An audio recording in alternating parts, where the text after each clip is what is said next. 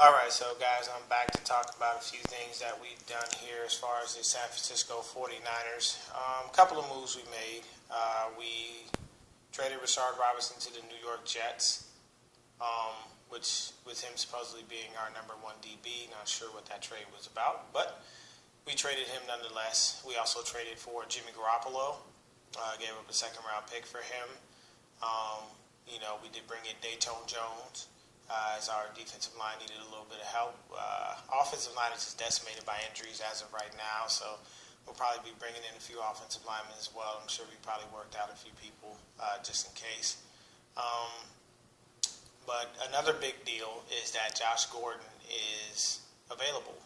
He's been reinstated by the NFL on conditional terms. What those exact terms are, I don't know, but I'll share them with you once I go ahead and get those in. But I know he is available to play at least by November 27th. Now, you went and gave up a second-round pick for Jimmy Garapolo. The least you could do is go ahead and pick up Josh Gordon. I mean, the guy's still in shape. He's still an amazing receiver. He's probably still going to be fast. You got to remember, he doesn't have all that wear and tear on his body. He's going to come at a ridiculously cheap rate. So we do need a true number one. I love Pierre, but Pierre's not a number one anymore. It's probably going to be at least a viable number two. So if we bring in Josh Gordon, have him at a number two, and then continue to go with the other receivers, probably go throw Goodwin in the slot where he belongs, things will work out a little bit better. As far as the Garapolo trade, not a fan. Not a fan of it at all. We only have a game and a half worth of film on him. I understand he's been sitting behind Tom Brady, so somebody may be hoping for the Aaron Rodgers effect as it pertains to what he will do. But we don't see that. There's nothing to give there.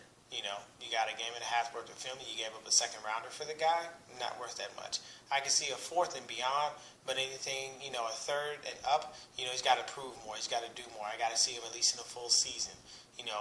Just because he sat behind Tom Brady all those years, Brady doesn't like to give up his snaps. That's very well known.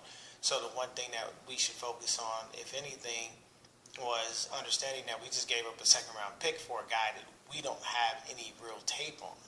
So we know nothing of what he can actually do. He was in for a game and a half and then got injured in that second game against the Cardinals. So it is what it is. As far as the trade that we gave up for Rashard Robinson, I'm not a big fan of that one, but I kind of understand it. I mean, he is still a little bit raw as far as his talent, but at the same time, if we got something good in return for him, then we did. I didn't necessarily see exactly what we got for him, but I know he was traded. Like I said, we will be bringing in probably some offensive linemen due to the injuries that we've had. The season just looks bleak. I don't anticipate we're going to win more than 4 games if we win any games at all. We do have the Cardinals coming up next, and their quarterback is out for the year, so it does give us a better chance. But they still do have a very stout defense. So you have to be very mindful of that. That last game we played against them, that was just a kicker's game, back and forth. But I think this is a game we can possibly pull off our first W of the season and get that monkey off our back. So I will continue to keep everybody updated and abreast on the topics and things of what's going on with our Niners. But as far as right now, like I said, don't really like the Jimmy Garapolo trade, at least not for a second-round pick. Would have liked him to giving up a fourth-rounder because he's not worth that much, and we don't know what he truly is. But then at the same time, that does kind of lead into the possibility of us not going after Kirk Cousins. Because we're not going to have Garapolo, we're not going to have Beathard and Kirk Cousins all in camp battling it out for the starting job. It just doesn't make sense because if we go get Cousins, we're going to have to pay him. You're not going to pay a guy to sit on the bench. So we'll see what happens next season. Patriots made out like a bandit with this trade. They're the winners. We're actually the losers. But as far as anything else goes with the Niners, let's just hope that we get this next W when we play the Cardinals. We can stay focused and stay strong, and at the same time, not at the end of the game, leave Larry Fitzgerald wide open, which made no sense because we definitely never should have done that. Run zone on the damn 2-yard line or the 1-yard line. When you're inside that 20, you should play man all day. You should give everybody a man, make sure they know where that man is at, and tell them to stick with them. I don't care if they run all the way to the bathroom and back, you go with them. Because you're only in the 20-yard line. You can't get beat that fast. Some people got a quick first step, but it shouldn't be that crazy.